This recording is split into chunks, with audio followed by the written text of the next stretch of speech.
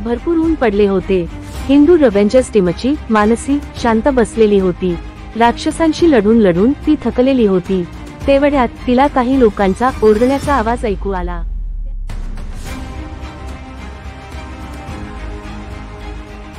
विनाशाच्या वातावरणात ते भयभीत झालेले लोक मदतीसाठी हाक मारित होते, कारण त्यांना खाण्यासाठी त्यांच्या मागे पडले होते अनेक दुष्ट राक्षस।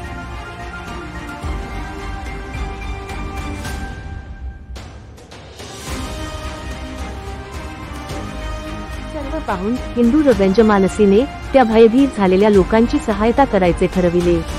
तिने त्या दुष्ट राक्षसांना पाहिले आणि ती तयार झाली लढण्यासाठी।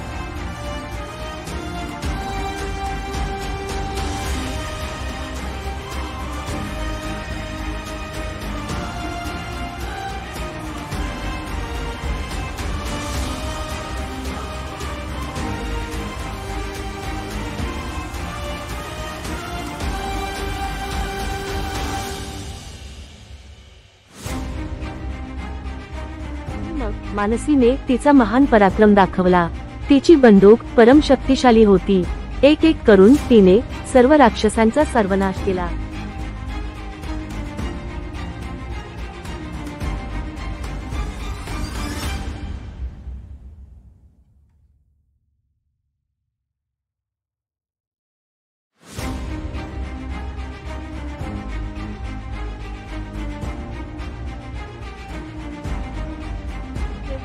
सर्व दुष्ट राक्षसांचा नायनाट केल्यानंतर मानसीने त्या भयभीत लोकांकडे पाहिले।